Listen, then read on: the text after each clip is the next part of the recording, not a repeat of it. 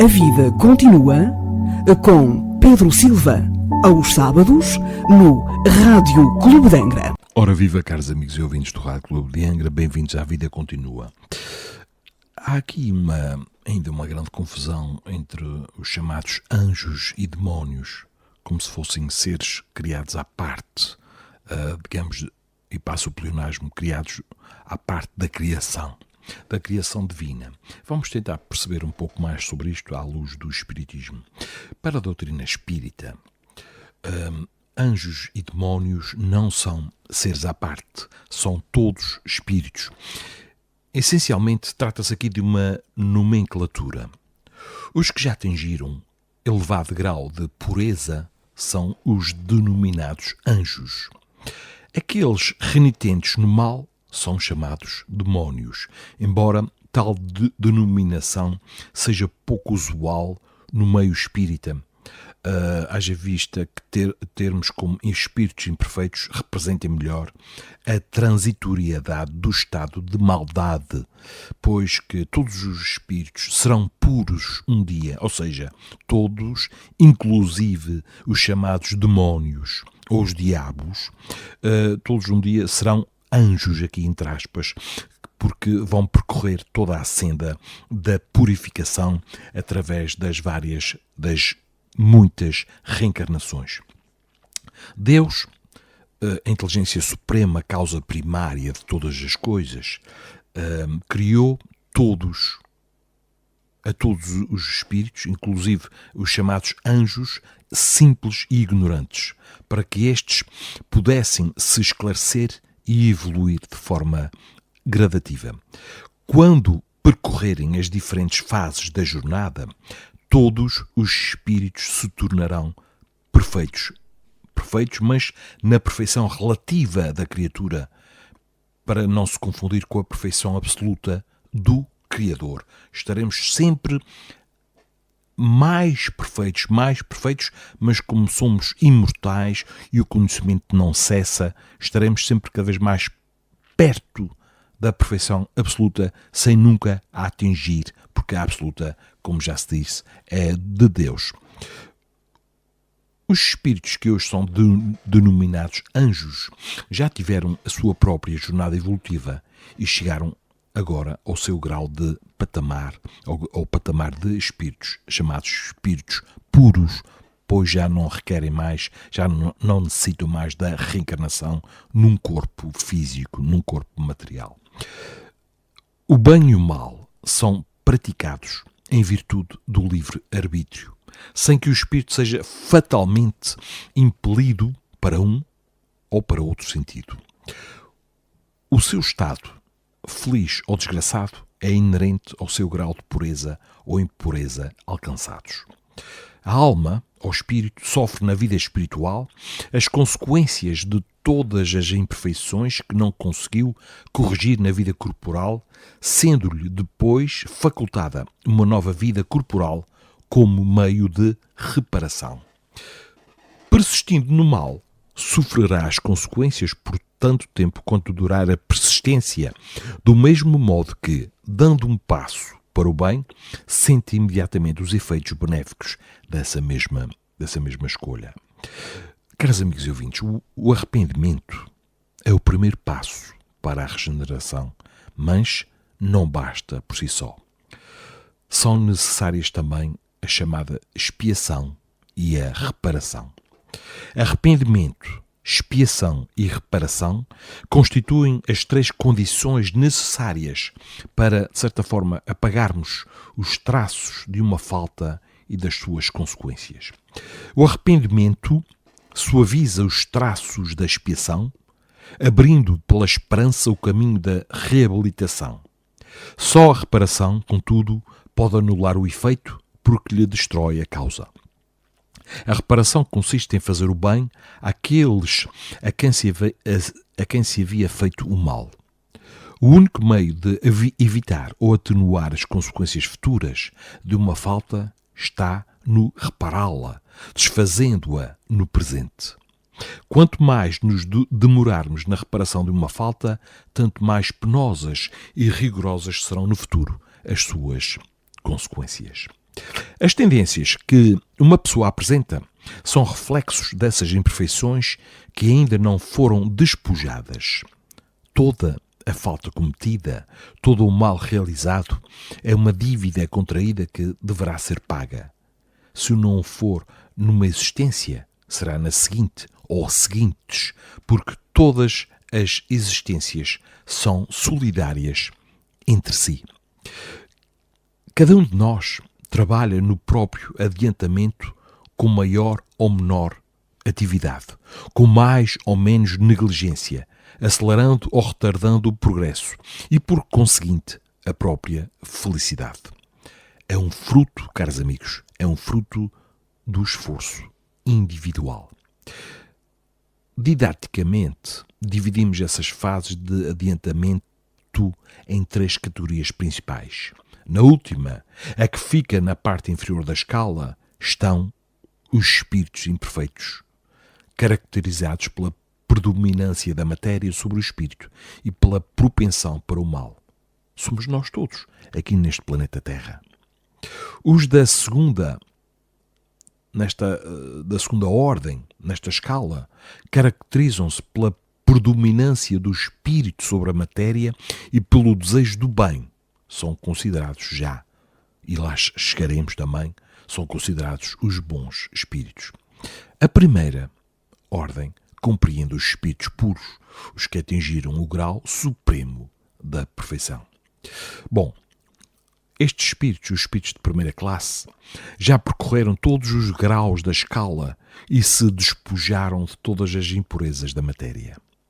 Tendo alcançado a soma de perfeição de que é suscetível à criatura, não tem mais que sofrer provas nem expiações.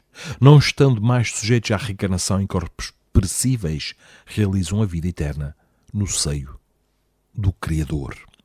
Gozam de inalterável felicidade, porque não se acham submetidos às necessidades nem às vicissitudes da vida material.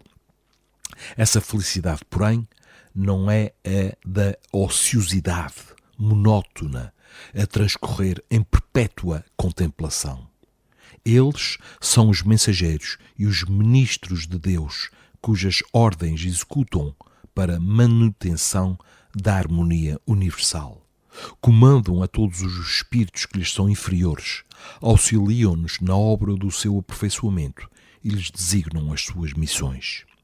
Assistir os homens nas suas aflições, incentivá-los ao bem ou à expiação das faltas, constitui para eles ocupação muito grata.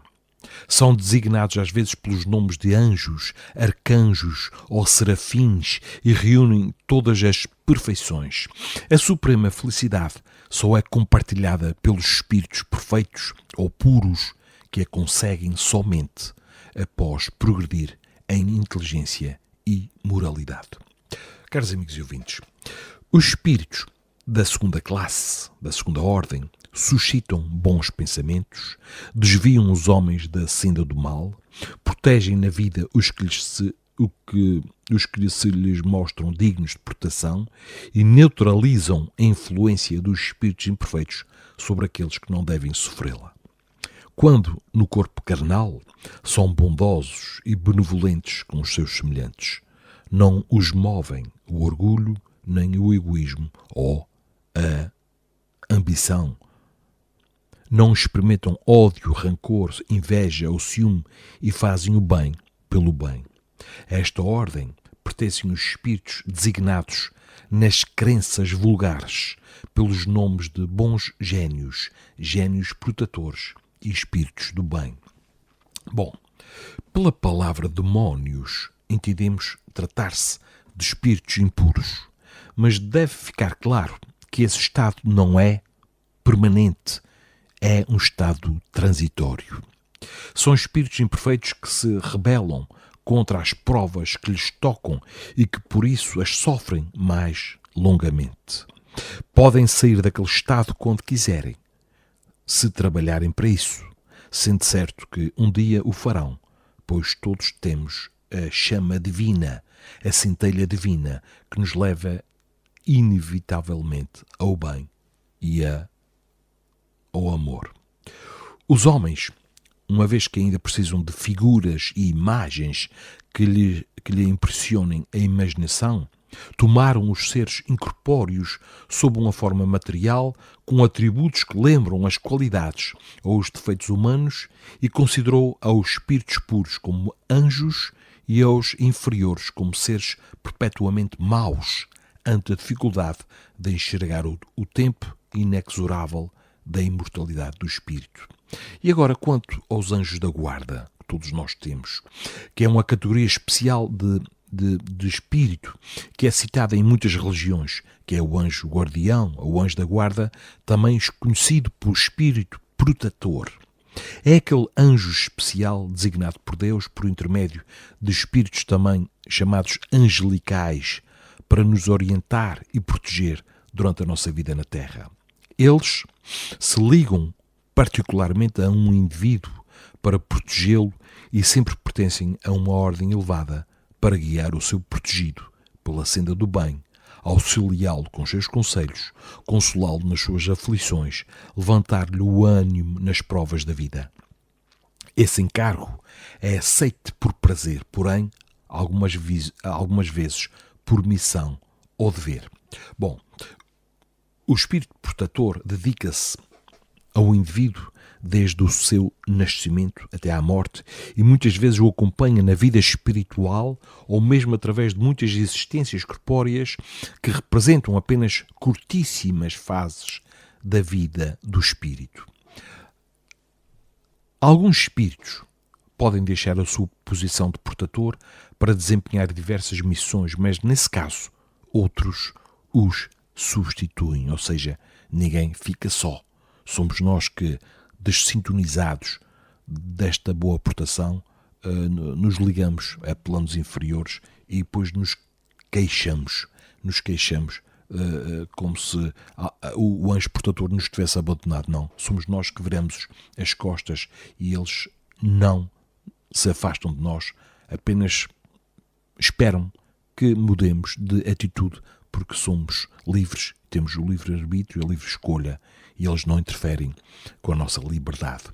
Eles podem se afastar quando veem que os seus conselhos são inúteis, quando percebem que o seu protegido prefere submeter-se à influência dos espíritos inferiores, mas nesses casos não o abandonam completamente e sempre se fazem ouvir. Muitas vezes é o protegido quem tapa os ouvidos. O protetor volta desde que seja chamado. Não existem espíritos capazes de parar a sua evolução e nunca progredir, pois isso seria uma negação da lei do progresso que rege todas as criaturas. Quaisquer que sejam a inferioridade e perversidade dos espíritos, Deus, o Criador, jamais nos abandona. Todos têm o seu anjo da guarda, que por eles vela, observa os seus movimentos e se esforçam por suscitar-lhes bons pensamentos, desejos de progredir, de reparar numa existência o mal que praticaram. Contudo, essa interferência do guia, do protetor, faz-se quase sempre de forma oculta e de modo a não haver pressão, pois o espírito deve progredir por impulso da própria vontade e nunca por qualquer tipo de sujeição. Antes, caros amigos ouvintes, antes da reencarnação, espíritos generosos nos endossaram as súplicas da alma e amigos interferiram nos serviços de auxílio, contribuindo na organização de particularidades da luta redentora. Esses irmãos e educadores passam a ser nossas testemunhas permanentes enquanto perdurar a nova tarefa e nos falam sem palavras nos refolhos da consciência. Filhos e pais, esposos e esposas, irmãos e parentes consanguíneos do mundo são protagonistas do drama evolutivo. Os observadores, em geral, permanecem no outro lado da vida. Anjos e demónios são os símbolos que utilizamos para representar os espíritos que nos acompanham. Essa companhia virá por influência mútua e pode ocorrer tanto para o bem quanto para o mal, de acordo com a escolha de cada um. com a escolha de cada um. Nós podemos ter contato com espíritos mais adiantados, mas também podemos sofrer influências dos espíritos imperfeitos, como nós, aos quais nos associamos por livre vontade. O que determinará a qualidade dos espíritos que se afinam connosco é o teor da nossa vida e dos nossos pensamentos. O pensamento é o nosso instrumento criador e nós vivemos no seio das criações mentais a que demos origem. Através da qualidade do que pensamos, aprisionamos-nos ou criamos asas de liberdade com que progredimos. Para que nos elevemos e voluntariamente nos coloquemos em conexão com espíritos de maior evolução, devemos, se quisermos, somos livres, mas devemos criar o hábito da prece, da oração, que pede luz, amor e verdade. Uma vez que os espíritos estão por toda a parte do universo, os mundos são de preferência os seus centros de atração em virtude da analogia existente entre eles. Em torno dos mundos adiantados abundam espíritos superiores, como em torno dos atrasados pululam espíritos inferiores. Cada globo tem, de alguma sorte, sua população própria de espíritos no corpo e no plano espiritual, alimentada na sua maioria pela encarnação e desencarnação dos mesmos. Cada espírito se purifica de forma gradativa até que esteja bastante puro para deixar os mundos de expiação e ir para mundos mais felizes. E esse prazo está vinculado ao melhoramento individual. Dos mundos superiores, verdadeiros focos de luz e felicidade, alguns espíritos se destacam para mundos inferiores, a fim de semear os gérmenes do progresso, levar-lhes consolação e esperança e levantar os ânimos abatidos pelas provações da vida. Por vezes também se encarnam ou reencarnam para cumprir com mais eficácia a sua missão, como vemos, por exemplo, no caso da encarnação de uma figura chamada Alcione, que foi retratada no livro Renúncia, ditado pelo Espírito Emmanuel. Os espíritos imperfeitos, caros amigos e ouvintes, são excluídos dos mundos felizes, cuja harmonia perturbariam. Ficam nos mundos inferiores a expiar as suas faltas pelas tribulações da vida e purificando-se das suas imperfeições até que mereçam a reencarnação em mundos mais elevados, mais adiantados moral e fisicamente. Cada ser traz consigo o próprio castigo ou o próprio prémio, onde quer que se encontre, sem necessidade de um lugar circunscrito. Caros amigos e ouvintes, hoje falamos dos chamados demónios, dos chamados anjos. Todos, sem exceção. Os nossos mestres, os orientadores, os anjos da guarda, todos, sem exceção, fomos criados por Deus, simples e ignorantes. Já fomos todos uns demóniozinhos, uns diabinhos, lá atrás, e ainda não somos flor que se cheire. Temos muitas imperfeições e fazemos ainda muita coisa baseados nos instintos, no egoísmo, no orgulho, na vaidade, no ciúme, no sentimento de posse. Aqui está uma parte do tal demóniozinho que ainda reside em nós, mas que nós, quando quisermos e levarmos avante, iremos progredir e vamos todos a caminho da, entre aspas, angelitude, sem asas, mas seres mais iluminados, seres mais puros, despojando-nos aos poucos da matéria, do egoísmo, do orgulho, as grandes chagas da humanidade que geram tudo o que se passa no nosso mundo. Trabalhemos para o altruísmo, trabalhemos para a humildade e que cada um escolha, a seu tempo, ser um construtor de um mundo melhor. Caros amigos e ouvintes, ficamos hoje por aqui. Marcamos encontro para o próximo sábado com mais um novo tema sob a perspectiva da doutrina espírita. Até lá, fiquem com um grande abraço aqui do Pedro Silva. A vida continua com Pedro Silva, aos sábados, no Rádio Clube de Angra.